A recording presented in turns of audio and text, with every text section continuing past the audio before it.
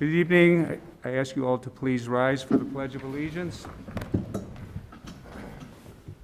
I pledge allegiance to the flag of the United States of America and to the republic for which it stands, one nation, under God, indivisible, with liberty and justice for all.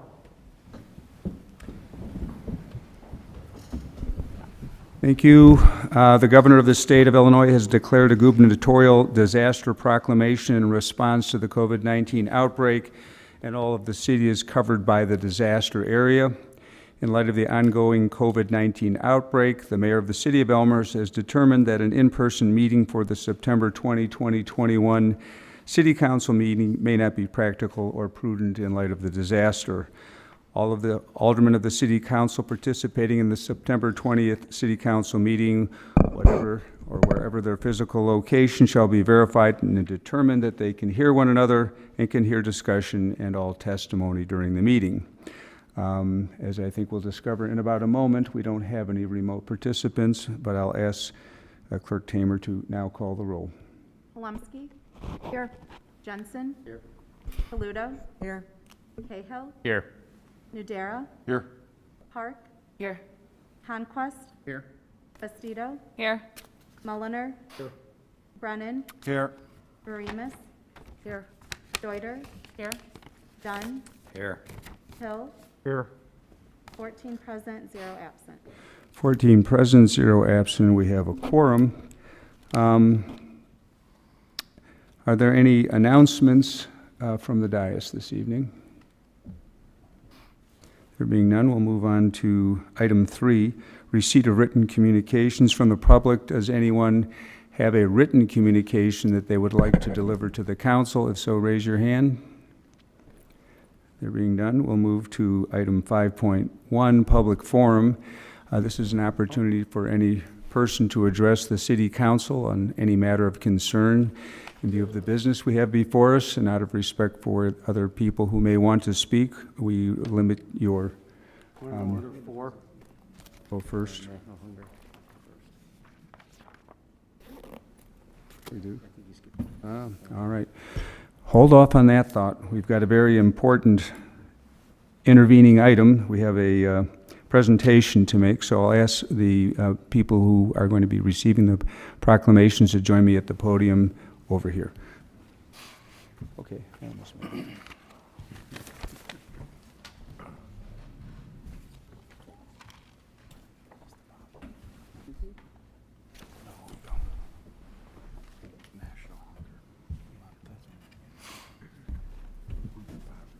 Oh, yeah.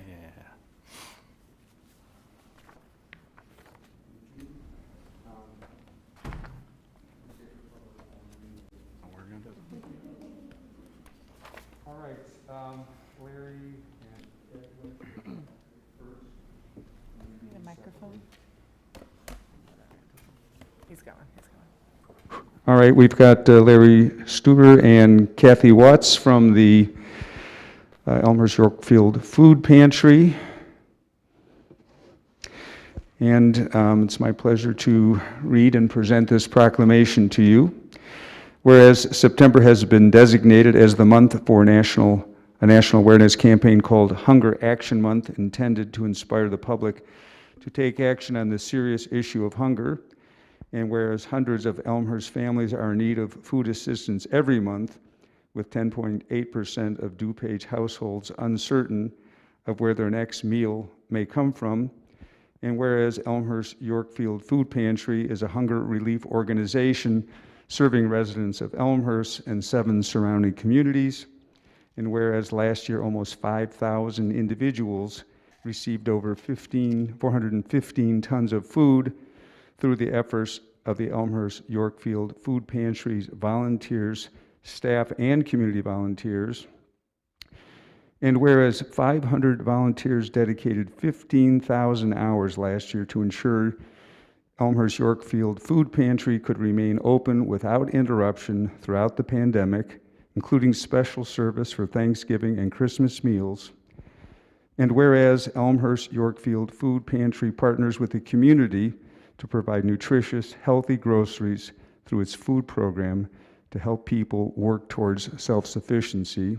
Now, therefore, I, Scott Levin, Mayor of the City of Elmhurst, do hereby proclaim the month of September as Hunger Action Month, and I'm pleased to present this proclamation to you. A little bit of this.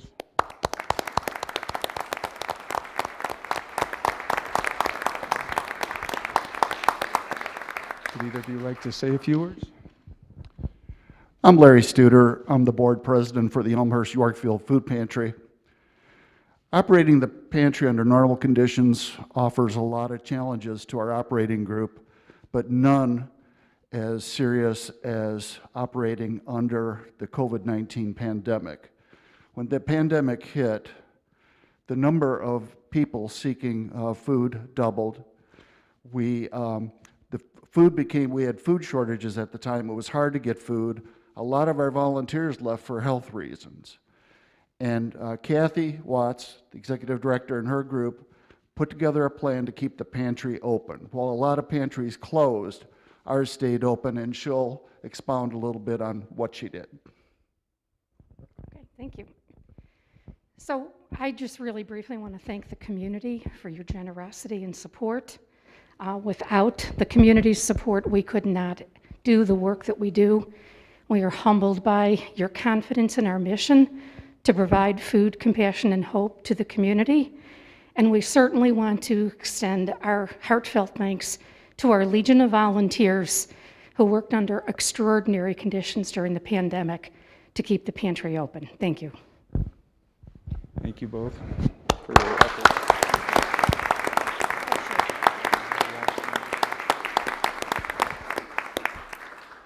Thank you. And the second proclamation, Sherry Hogue and Susie Sands, I think, are here. Hello.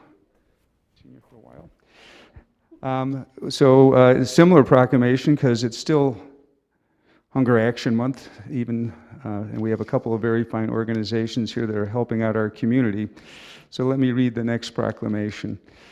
Whereas September has been designated as the month of a national awareness campaign called Hunger Action Month, intended to inspire the public to take action on this serious issue of hunger, and whereas hundreds of Elmhurst families are in need of food assistance every month, with 10.8% of DuPage households uncertain of where their next meal may come from, and whereas United Community Concerns Association, UCCA, has been serving the Elmhurst community since 1978, providing food referrals and services to Elmhurst District 205's most financially disadvantaged children and their families in an effort to fight hunger. And whereas UCCA is a 100% volunteer organization that has worked to provide $138,642 in food and food certificates to families in 2021, and whereas UCCA has provided aid to 305 families and 81 seniors and hosted 8 mobile food pantries in 2021, whereas during last year's holiday food drive, UCCA distributed more than 600 boxes of food weighing more than 7 tons to Elmhurst, to local families. Now, therefore, I, Scott Levin, Mayor of the City of Elmhurst, do once again proclaim the month as Hunger Action Month, and I congratulate both of you.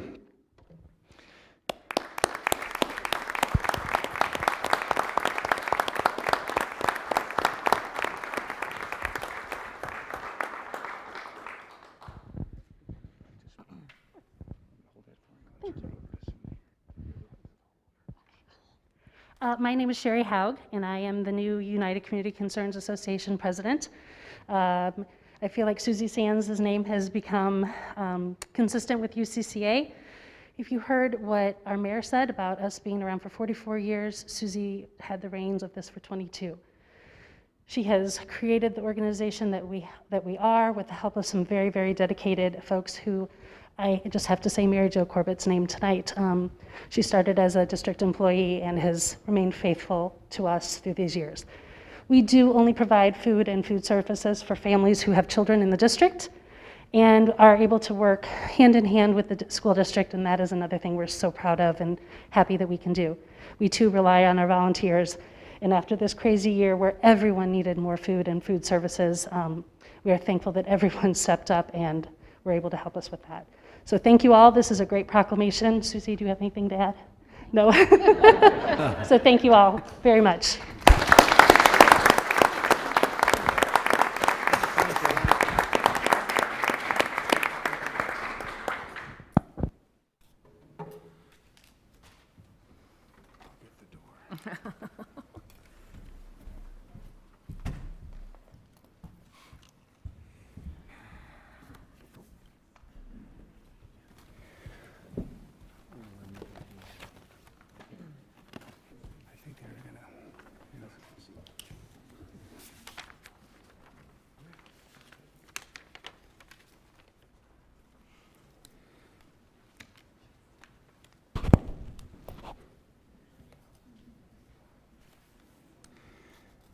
All right, you may recall we were talking about public forum recently, so we'll pick up there. The only thing I would add is when your name is called, if you would state your name, address is optional, but it may help us follow up with you if need be. With that introduction, Clerk Tamer, do we have anyone who signed up for public forum? Yes, Mayor, we have John Jevitz. Mr. Jevitz, if you want to take that microphone over there, or if you want to use the mobile microphone, which is on the podium, if that's easier for you, there's a little switch on the bottom. But do state your name. I think while you're presenting, you Button can on the take it bottom. off. Switch on the Very bottom. bottom, very bottom.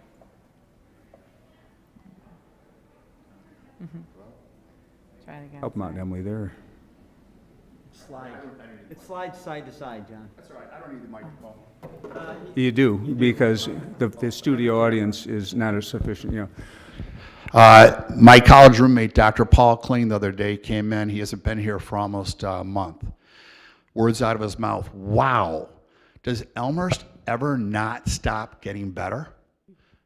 He's like, this is unbelievable. John, I've been coming here for 35 years, and every time I come here, more new things are being built. Everything they're doing is amazing. So when I think of Elmhurst, I think of two words that I want you guys to know. Thank you. What an amazing job you do. I can't tell you how proud I am to live in the #1 community in the state of Illinois. I got Bill, I got the fire chief, Mike. I mean, Mayor Scott, Jim, all you guys, what an amazing job by all the aldermen, everyone. I can't thank you enough. So doing the right thing when no one's watching. I feel like that's what all you guys do, as well as actually our fire, our police, our city workers, everybody. And I think that everyone in the state will follow Elmhurst's lead because they know that what Elmhurst does is always the right thing. So as a reminder and a thank you to you guys from Character Counts, you each will have a Character Counts t-shirt to remind you of what we think of you when we think of the alderman, the mayor, the city, all the workers, that you guys always do the right thing, even if no one's watching. Thank you very much. Go Elmhurst.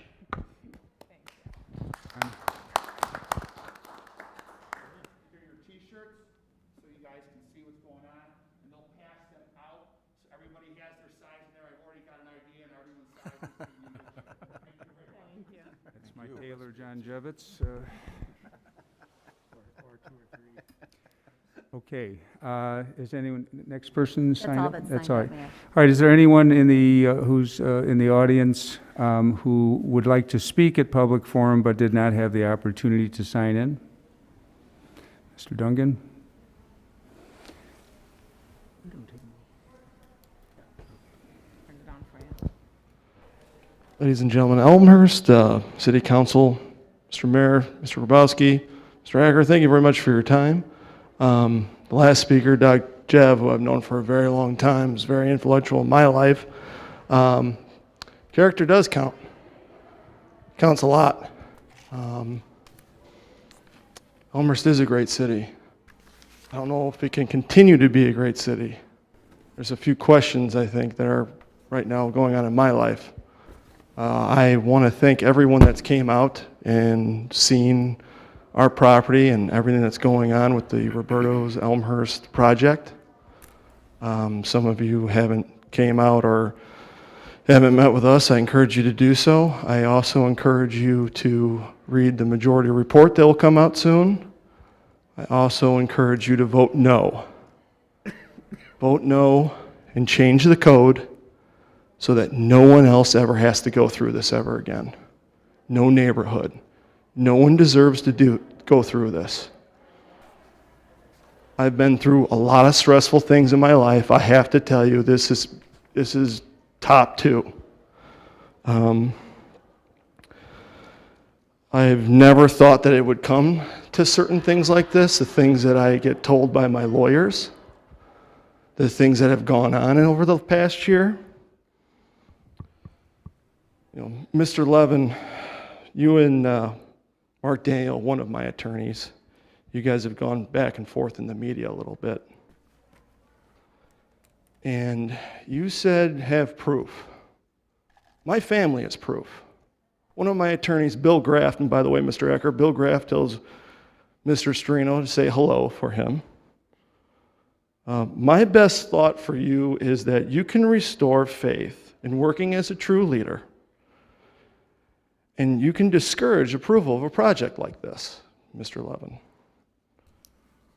As an attorney, you can surely know not to spread fears of litigation. If you want to convince us, lead. Use your head. Make sure the city does not approve a project that clearly doesn't belong and has never belonged. Thank you for your time. Thank you, Mr. Duncan. Anyone else who would like to speak? All right, there being none, we will close public forum. Agenda item, the consent agenda, we will remove from there. We'll need some correction on 6.1, so I'm going to remove that from the consent agenda. Is there any other item on the consent agenda that any alderman would like to remove for further discussion or to vote against? Alderman Palumsky. 6.7. 6.7. Anyone else? All right. May I have a motion to approve the consent agenda minus items 6.1 and 6.7? Alderman Toledo, second. Alderman Jensen. Clerk Taylor, if you would call the roll, please. I do need to read the, Oh, I forgot, yeah. okay. 6.1 is removed. 6.2, minutes of the regular meeting of the Elmhurst City Council on September 7th, 2021. 6.3, accounts payable, September 16th, 2021, total $4,877,176.68. 6.4, report approval of an amendment to the city's personnel handbook. 6.5, report fire department foreign fire day room furniture purchase. 6.6, an ordinance waiving bid and authorizing the purchase of a new firewall for the city of Elmhurst. 6.7, an ordinance extending temporary executive powers pursuant to Section 3.16 of Elmhurst Municipal Code. That's been removed. That's removed. Oh, that's right, that's 6.7 is removed. 6.8, an ordinance approving and authorizing the execution of a non-exclusive license agreement by and between Dan Gibbons Turkey Trot Foundation, NFP, and the city of Elmhurst, DuPage and Cook Counties, Illinois. 6.9, a resolution authorizing the proposed conversion of 11 city-owned vehicles to be dual-fuel vehicles capable of burning gasoline or propane. 6.10, a resolution authorizing the purchase of LED streetlight fixtures and LED streetlight lamps for the city of Elmhurst, Illinois. 6.11, a resolution approving and authorizing the execution of a professional traffic engineering services agreement between the city of Elmhurst and Trans Systems Corporation for the Illinois Route 83 and Riverside Drive feasibility traffic study. 6.12, a resolution regarding the filling of certain vacancies in the fire department. 6.13, a resolution authorizing the execution and approval of reimbursement agreement preliminary engineering services with Union Pacific Railroad Company. All right, thank you. We have a motion on the floor to approve the consent agenda minus items 6.1 and 6.7. Clerk Tamer. Palumsky. Aye. Jensen. Aye. Toledo. Aye. Cahill. Aye. Nudera. Aye. Park. Aye. Honquist. Aye. Bastido. Aye. Mulliner. Aye. Brennan. Aye. Verimus. Aye. Deuter. Aye. Dunn. Aye. Hill. Aye. 14 ayes, 0 nays. 14 ayes, 0 nays. The motion passes. Item 6.7, Clerk Tamer, if you'd read the ordinance. An ordinance extending temporary executive powers pursuant to Section 3.16 of Elmhurst Municipal Code and pursuant to 65 ILCS 5/11-1-6. All right, Alderman Palumsky, I'll put it to you. Can I have a motion? Oh, I thought you were going to, Alderman, I thought you were making the motion or you're going to discuss? All right, Alderman Mulliner makes the motion. Alderman Palumsky seconds. Go ahead.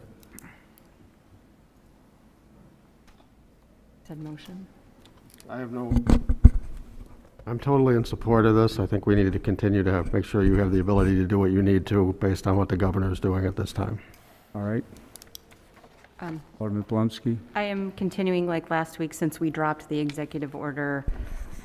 We did operate for a time without it locally. I think we've learned we can continue without with proper mitigations, and that if we need to make changes, we could codify them. So I'll be voting no. But I have full confidence and faith in our mayor. It is not a mayor-specific decision. Thank you. All right. Any other discussion? There being none, Clerk Tamer, call the roll. Palumsky, No. Jensen. Toledo, Aye. Cahill, Aye. Aye. Nudera, Aye. Park, Aye. Conquest, No. Bastido, Aye. Mulliner, Aye. Brennan, Aye. Varimus, Aye. Deuter, Aye. Dunn, Aye. Hill, Aye. 12 ayes, 2 nays. 12 ayes, 2 nays. The motion passes. Thank you. We completes the consent agenda. Item 7, reports and recommendations of appointed and elected officials.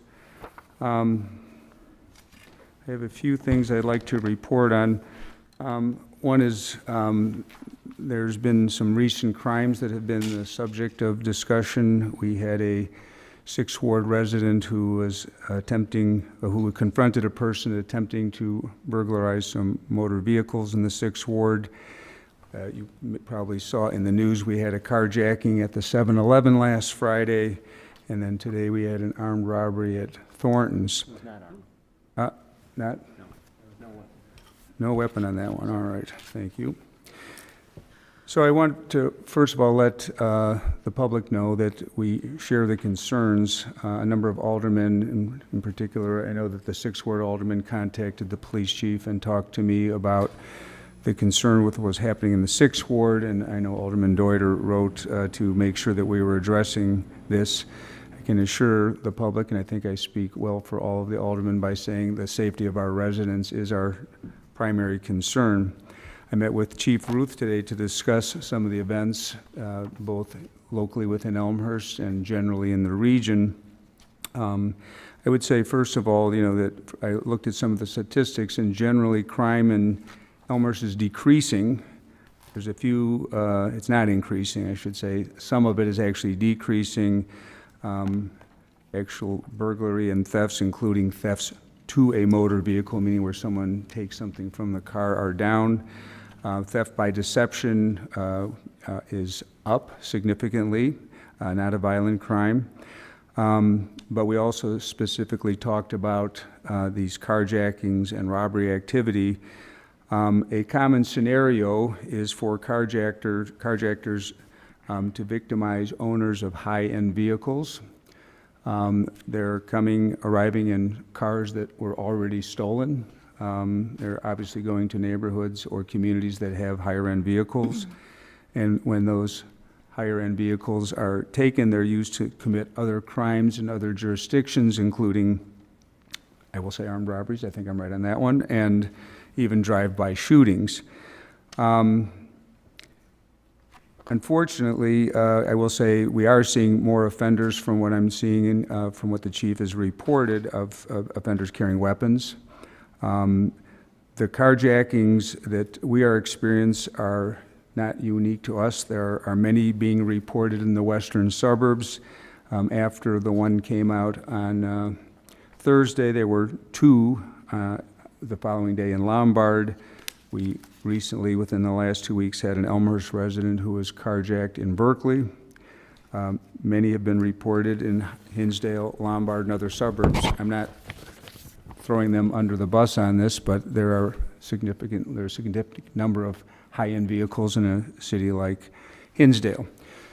So what are we doing? Obviously, we can't comment on an ongoing investigation, of which most of these are, but I first of all want to reiterate that we have a very high-quality police department. They're very well-trained and equipped. Obviously, we're working in coordination with other suburban police departments in our area who are experiencing this kind of crime, and more recently, federal agencies have gotten involved. Is the aldermen who've been around for any length of time know that we as a council invested in certain technology that alerts us when stolen cars come into the community. And that technology allows us not to wait until something happens in the community, but to tell us that there is a vehicle coming in that we can look for that may be here for purposes that are illegal. And it's not uncommon for our police department, our police officer, to locate that car and give chase. And it's a different world given the risk attendant to high-speed chases. We often abandon the chase due to a high risk of personal injury, civil liability. The data indicates that many of these high-speed chases end in crashes. I suspect maybe the criminals know this, and I mean, I'm not purporting any personal knowledge, just my thought, and maybe that's why people are fleeing more. Interestingly, the chief gave me a statistic today that we looked at the number of pursuits in 2017. These are police pursuits. 15, 2018, 20, 2019, 10, 2020, 51, and 2021 year-to-date, 63. So it's a significant trend. It's a significant increase. This technology we have, which is just one kind of technology, also allows us to possibly identify vehicles that have been involved in crimes in Elmhurst.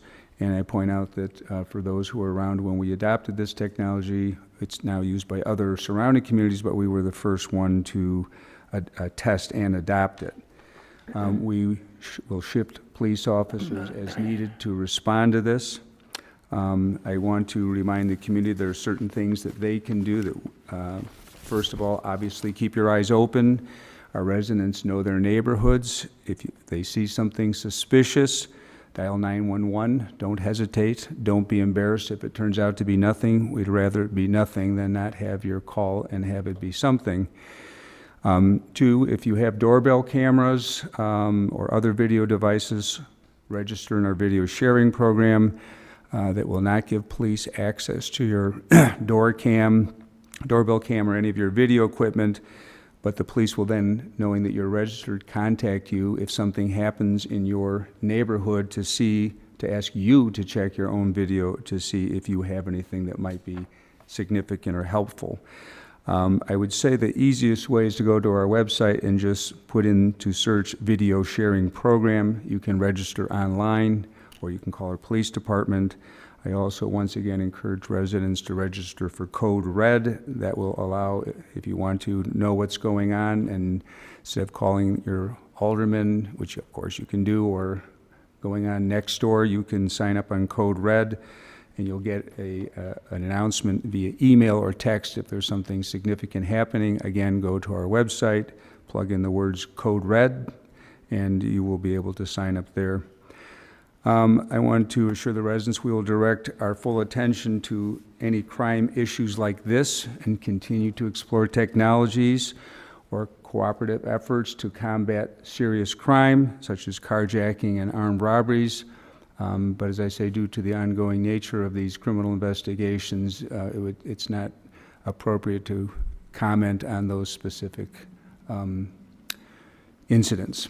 And if any aldermen have questions, please feel free to contact the city manager or the police chief. A couple other things. less serious, I wanted to thank Bill Anashevitz and Lauren Wolf for coordinating our recent 911 20th anniversary ceremony, and thank the police, fire department, and public works staff for what was really an excellent ceremony. I want to thank our Public Arts Commission and Opus. We dedicated the portal sculpture over behind on the east side of the Opus development, which we now call the Mark. It's a beautiful piece there, and we had it was a good dedication. Also, Spring Road Association for the Family Fest they put on this past Saturday, which had almost record attendance. I think people are ready to get out. And finally, I congratulate the Elmhurst Heritage Foundation for a record-breaking beer fest.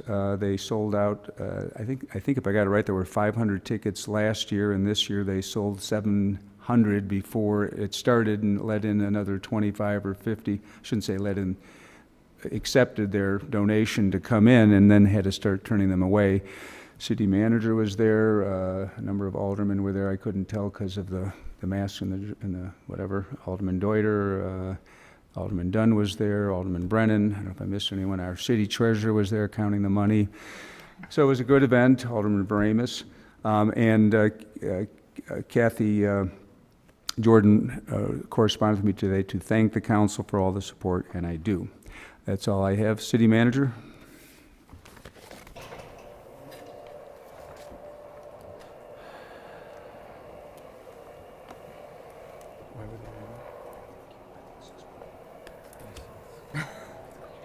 Serious stuff.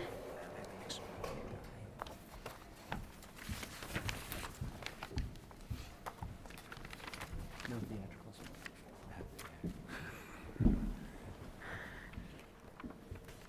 Thank you, Mayor. Let me start that over. Thank you, Mayor. The only report item I have tonight is the presentation and overview of the 5-year capital budget. This is an annual event. I know that many aldermen have seen this in the past. However, we do have some new aldermen, so I do want to take a little bit of time to explain how we get to our capital budget. And then I'll also start that I'm sure there will be a number of questions regarding items in the capital budget. What we've done in the past is had committees address those questions for whatever that item may be.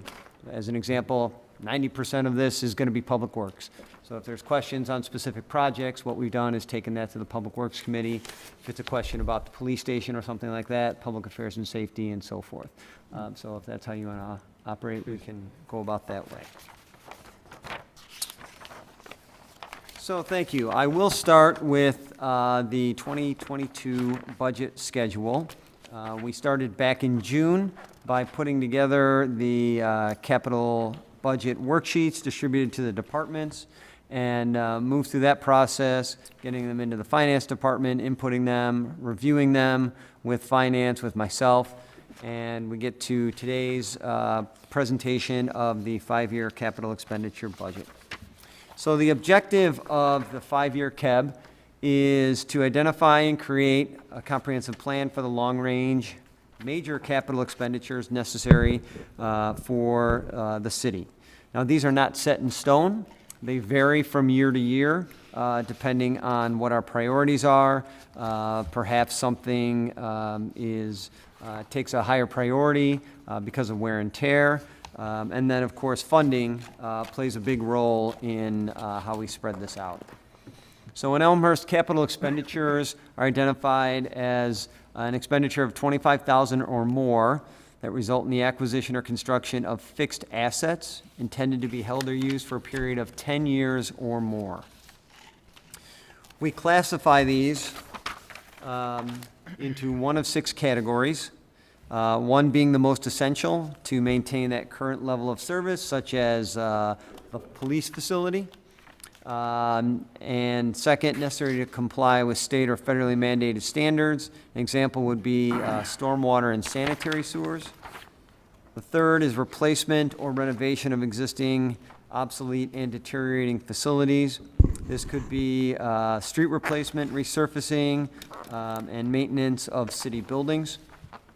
The fourth is to improve the safety of citizens and/or employees, and an example of that would be bike paths or sidewalks.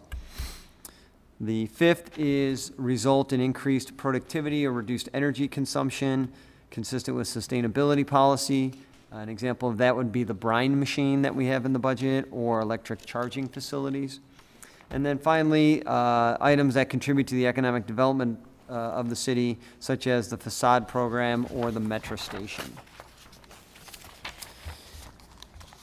We further then rank these into expenditures A through D as essential with immediate need.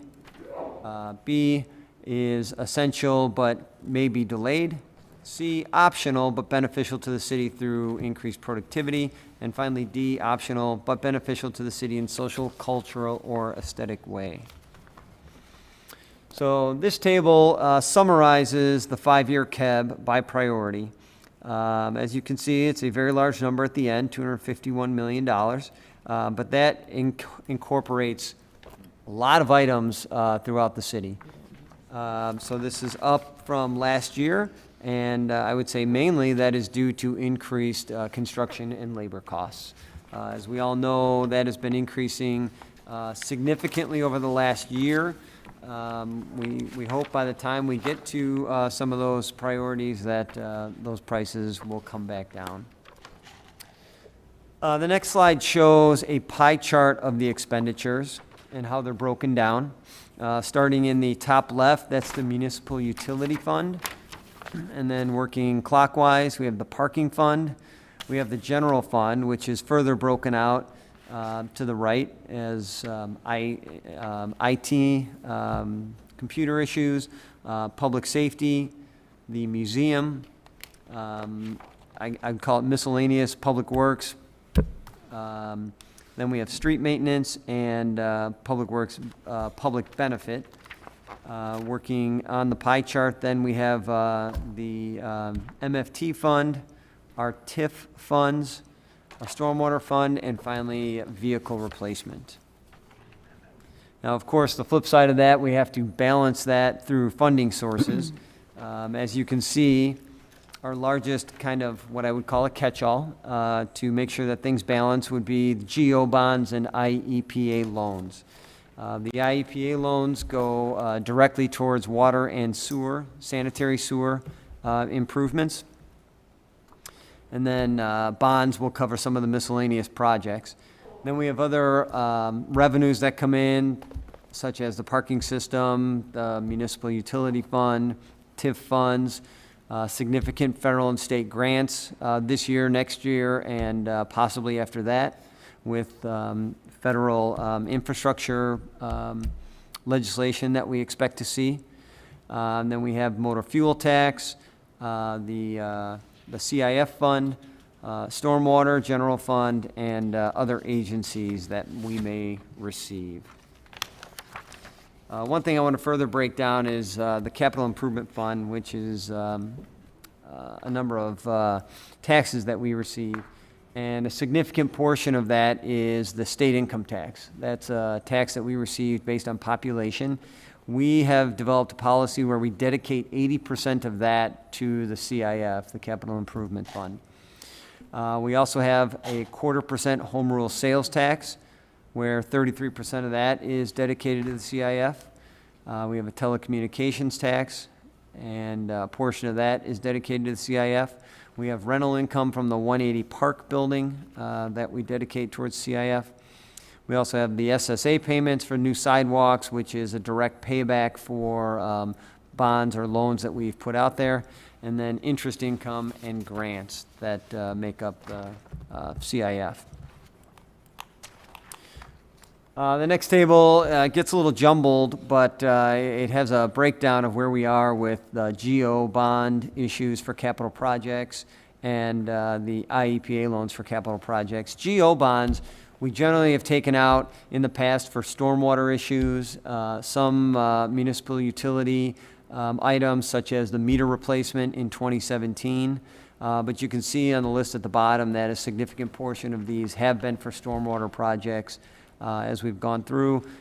including the upcoming stormwater pump lift stations that need to be rebuilt. The next slide shows current and proposed GO bonds for stormwater projects. As the council knows, Public Works Committee earlier this year prioritized remaining projects for us to look at, and that was based on funding as we move forward. Again, nothing set in stone on that, but when funds do become available, when direction's given to us to issue bonds for that, we have those priorities. And then capital projects below that, which are in no particular order, except alphabetically. So we have the eventual replacement of Fire Station 1. That's the station to the north. It's our oldest facility, and has some issues that are going on with it. We thought that at one point we were going to have some land from the state of Illinois, from IDOT, between Lake Street and 290. However, IDOT has withdrawn that offer, so we continue to work on that with our legislators to see if there's any movement in that. Next project is the police station facility. This is something that we did talk about a couple of years ago, pre-COVID. There's a need, space need, and an efficiency need for the police station. And so we'll continue that conversation with the Public Affairs and Safety Committee on what the future of that building looks like. Then we have some miscellaneous improvements at the Public Works facility, which is 20 years old now, that need to be done. As I mentioned earlier, some storm station rebuilds, and then the Route 83 pedestrian bridge, which we had the open house for last week. The next slide will illustrate expenditures that are funded by the Capital Improvement Fund, which I just detailed on the revenues. It includes stormwater, streets and sidewalks, public safety buildings, public works building, parking improvements, equipment, and some debt service. And then specifically, if we can talk a little bit, what we fund out of there, one is the annual street resurfacing program. We are trying to make up for some of, I guess, time lost in 2020 when we cut back significantly on that program. But rather than try to make it all up in 1 year, we've proposed that we would make it up over 5 years. So you see a slight increase to the annual expenditure. And some of the projects that we do are multi-year, with engineering being in 1 year, project following in the next construction year.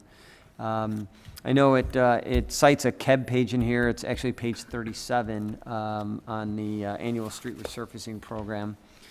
So we're off by one. Sorry about that. Next slide will show a couple of other more specific projects. We have the First Street Park Avenue Bridge deck replacements to be done. We have been analyzing those over the years to make sure that we replace them at the right time. It's always a cheaper project if we can maintain them versus let them fail and have to replace everything. And so we are going to replace the deck, not the superstructure, but the decking on it needs to be redone. And so we'll be working on those over the next 4 years. And that's on page 71 of the KEB. And then one of the specific projects that we're looking at is Brush Hill from Euclid to Commonwealth. I believe we have some grant dollars for that, in addition to motor fuel tax dollars we'll be using. Next, we are looking at Crescent Avenue from Crescent Avenue from Poplar to the east end. We are working with IDOT on the very end of that. I believe that's where they purchased a piece of property to use for access to the 294 project. And we're looking if we can shorten that resurfacing up, maybe even eliminate some of that street area as we've done elsewhere. And then a little bit of Van Buren on the west side of town that needs to be redone. In addition, we are working with the village of Villa Park on resurfacing Villa Avenue. We are responsible for a portion of that. I believe jurisdiction is, for police is to Villa Park, but since we border that, they asked us to participate, and so we're going to do that. Not only does it act as a roadway, but that's where the Salt Creek Greenway comes out for a short portion to head north over the tracks. So it's an important vehicle and pedestrian project. Next is the Butterfield and York intersection improvements. This is something that's been on the books for probably 10 years, at least since the hospital moved south. There were 3 intersections that we were responsible to improve. 2 of them have been done, and this is the 3rd. So we do have some IDOT funds that have been sitting and waiting. We had an open house on this project as well last week, and it improves just some slight enlarging of the turn radius on a couple of the corners, and then median improvements as well. I have asked our engineers to talk to ComEd about what it would take to underground the utilities that cut diagonal through that intersection. I think that's kind of a safety issue as far as vision. It would aesthetically improve the intersection as well. And so we're looking to get a cost estimate from ComEd on what that might be, and then we'll come back and talk to the council and see if that's something that we can accomplish. The next item is switching to the storm station rehab projects. As you see from the list, we have 6 of these that, we have 4 of these that work with the levee system that was put in the early 90s. So basically what these storm stations do is pump storm at a certain level. They pump storm water up and over the berm when we get heavy rains. You've probably seen them going. If you've been along the Prairie Path after a big storm, you'll see the one that flows at Berkeley and Adams. Excuse me, that's at Berkeley, not Adams. But what we've done with our utility folks is prioritize these as far as size, age, cost, and tried to spread these out as much as possible. They're not cheap, but they perform a very vital function for the city. So we're looking to spread those out over the course of 4 or 5 years, and the council approved using some of the American Rescue Plan funds to do these projects. We'll also be using some TIF 3 dollars to improve the one at Utley this year. Next slide gets into a little bit more detail about some of the other projects that we undertake with the dollars. The city parking lot resurfacing programs. Not only is that resurfacing, but council direction was to take a look at all city parking lots when we resurface them, see if they can act as stormwater detention as well. So we do review that as we dig into the engineering. We have a number of IT priorities that are out there, including cybersecurity and usual equipment such as PCs and laptops.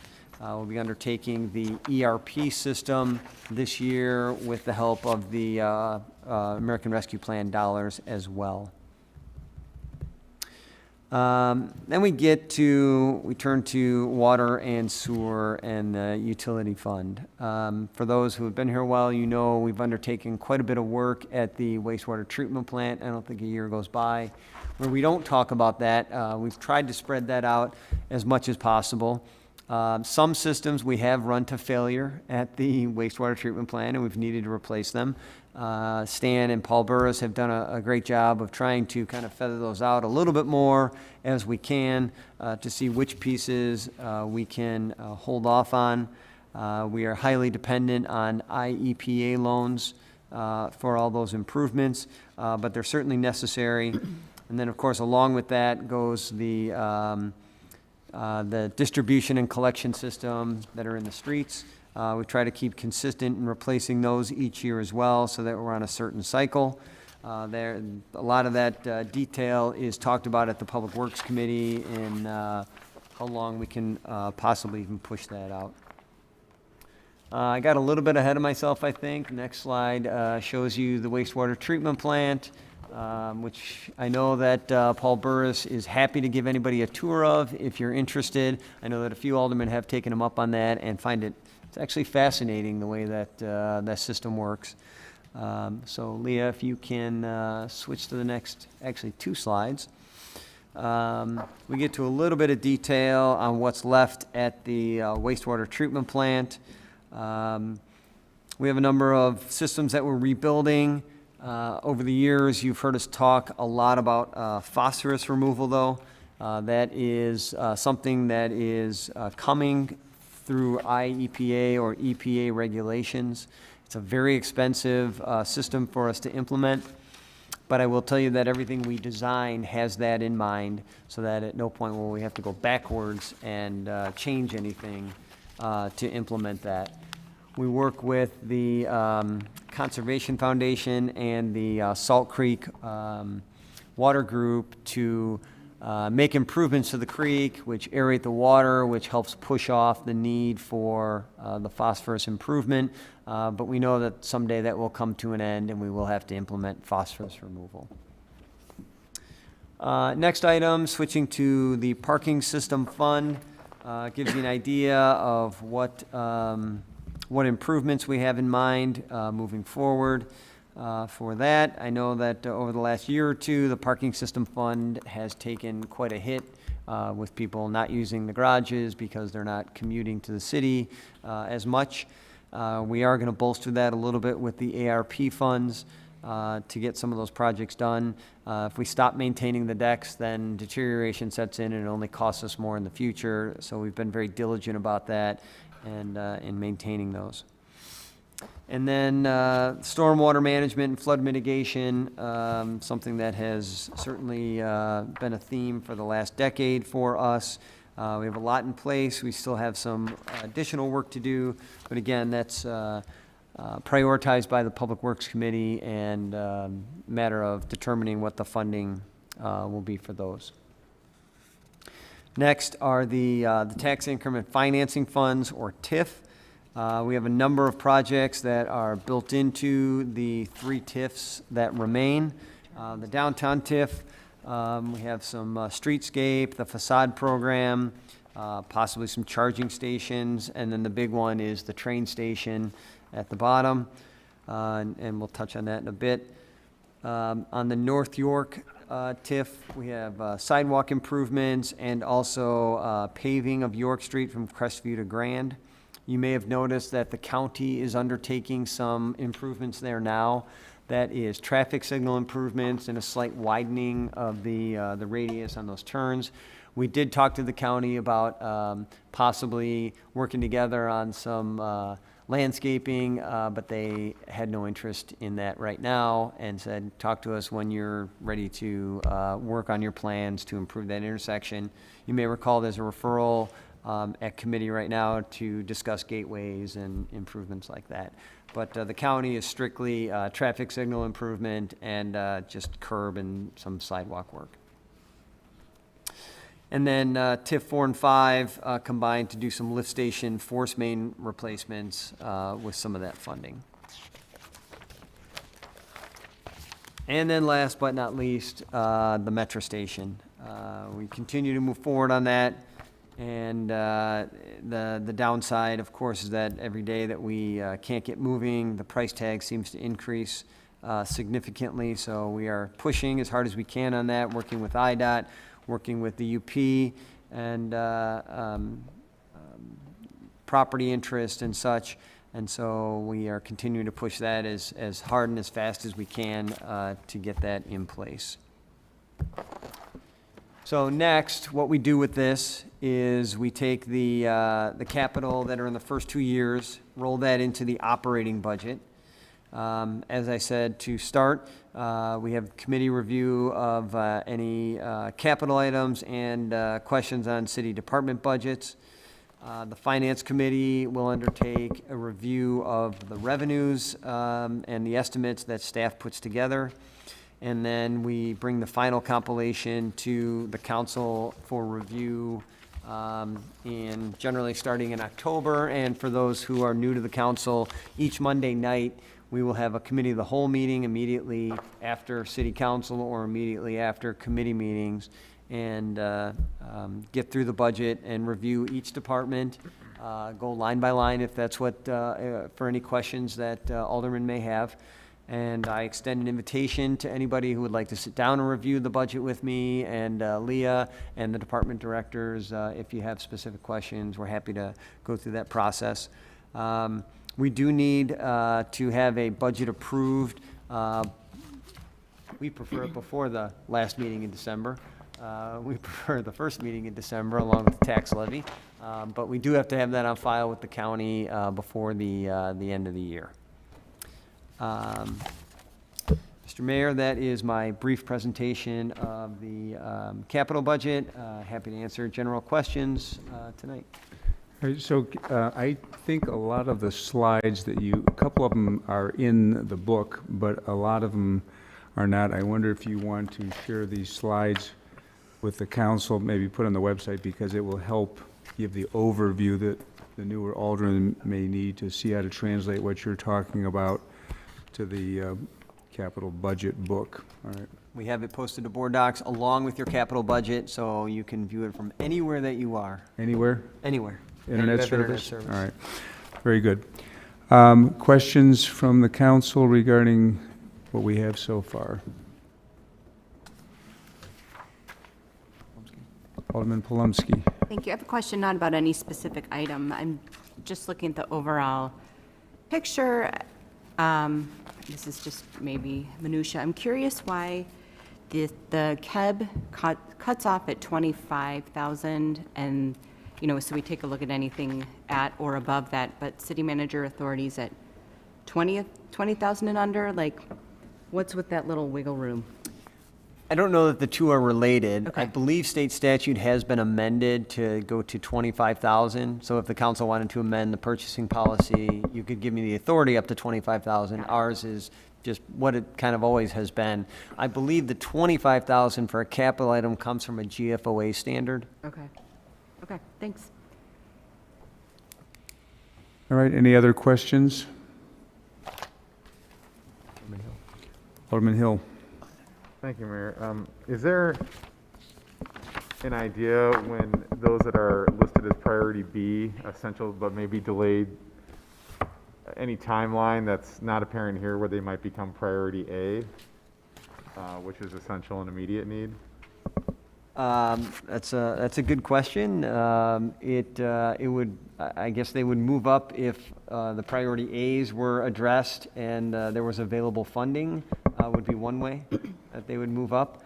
And it's a matter of policy on what the council deems as more essential than, I can't say more essential if it's essential, but more necessary than another.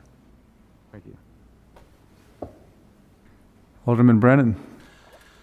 Thank you, Mayor.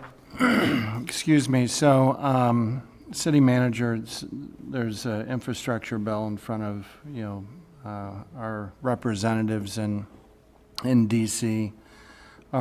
From a state or local perspective, do we have insight into what's in that bill and what impacts it may have, hopefully positively, on the city of Elmhurst? I think it will have positive impacts. When the mayor, Alderman Deuter, and I met with Congressman Quigley, he was quick to bring up that there will be an infrastructure bill and to kind of stay tuned. Mayor, you want to? I don't know that we have anything more on it yet, but I think our congressman knows that we're here. And has agreed, he'll keep us posted. Yeah, and if I would add to that, when he's advised us like that in the past, we've been able to put together plans. Obviously, we have a lot of plans here that could be funded. The most significant one in the past was the train station that we were able to get together and get grant funding for. Okay. So we're aware of it. We're monitoring everything that we can. Number of engineering firms are doing the same, as you would imagine, to make us aware of possible dollars that are out there. IML is doing the same, Metropolitan Mayor's Caucus, so we do have a lot of people monitoring that for us. Okay, thank you. Alderman Toledo. Thank you, Mr. Mayor. City Manager, would you be able to summarize the top, offhand, because I'm going to set up my own meeting and go through some questions and not waste everyone's time tonight, but would you be able to summarize off the top of your head the top 3 to 4 things that are different in this year's KEB than last year? For example, one of the things that stands out to me, and I have to go back and do my detailed comparison, would be the 19-some million dollars that is now earmarked in the KEB for potential future stormwater projects. That'd be an example of kind of a major thing that's different from this year, from the last year's KEB. Yeah, certainly that's one of them. As I said, stormwater's always been a priority of ours, and as I believe outgoing Chairman Kennedy put forth the report to prioritize remainder of projects. So that is certainly one. I think overall just price increases because of materials and labor, as I started with, that's a significant jump. And one thing I would point to is the metro station.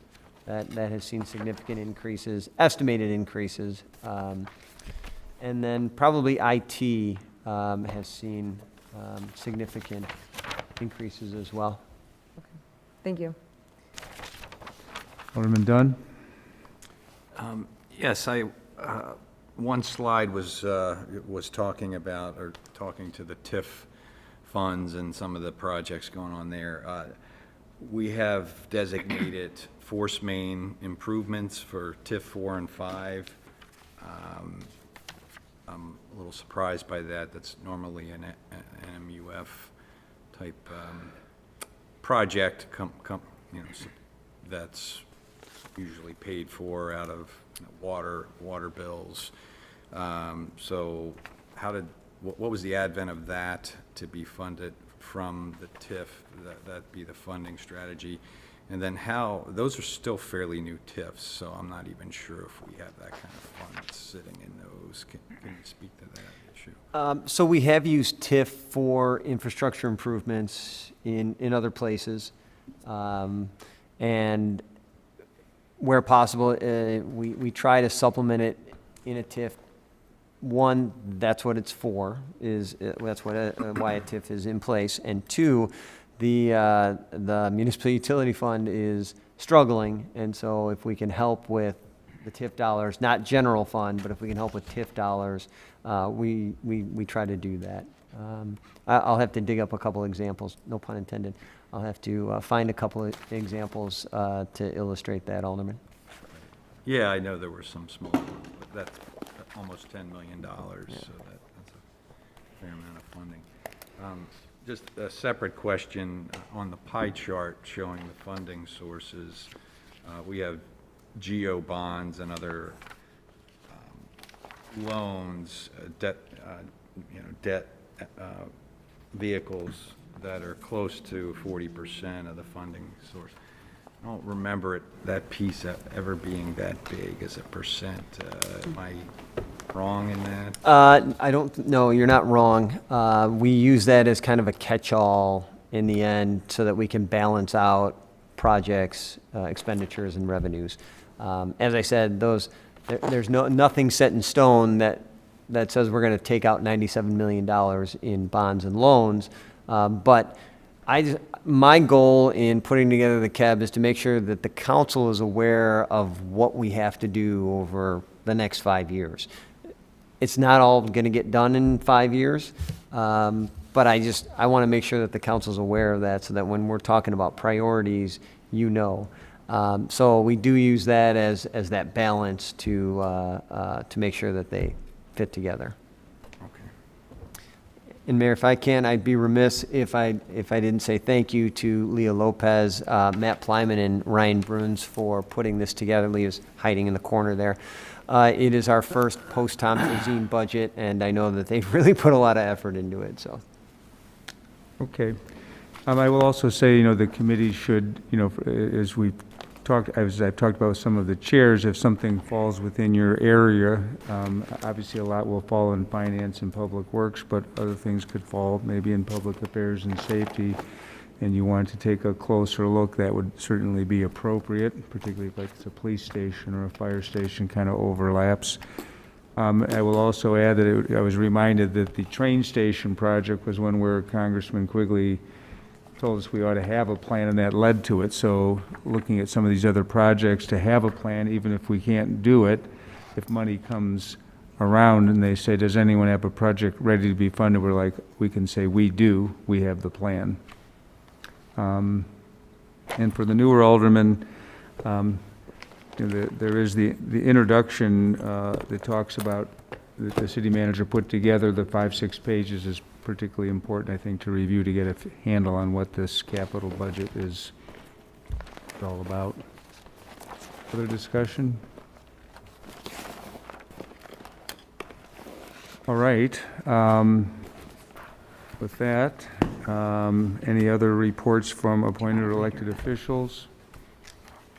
Item 8, any other business? Not. Item. Mayor. Oh, sorry, Alderman Hill. Thank you. I just like to take this opportunity to highlight the homecoming parade celebrating the 150th anniversary of Elmhurst University, the sesquicentennial. Sure I'm not saying that correctly. Sesquicentennial. The parade will be this Saturday at 10 a.m. September 25th on streets directly adjacent to the university. Please attend if you can. Well, Alderman Hill, that reminds me that the old-time baseball game is Sunday at the university, and there'll be 2 fine teams playing. There'll be I don't think we have team names yet, but the city of Elmhurst versus the Elmhurst University. And I told the president of the university, I don't want to see guys that are all 20 years old that bring their own bats and look like they're right off the baseball team. But are any of you aldermen playing? Some are, all right, good. Alderman Toludo, you're not playing this year? You have to. I maybe missed the invitation. I don't know. All right, well, we can probably squeeze you in, but, so whether you're playing or not, if you want to come out, it's a very interesting event, and I believe it's 1 o'clock. And it's, where's that, right next, behind on the quad? Yeah. Yeah. Center campus. Right. All right, other items? All right, can I take a motion to adjourn, please? Alderman Mulliner with a motion, Alderman Park with a second. All in favor say aye. Aye. All in favor say nay. We're adjourned, thank you.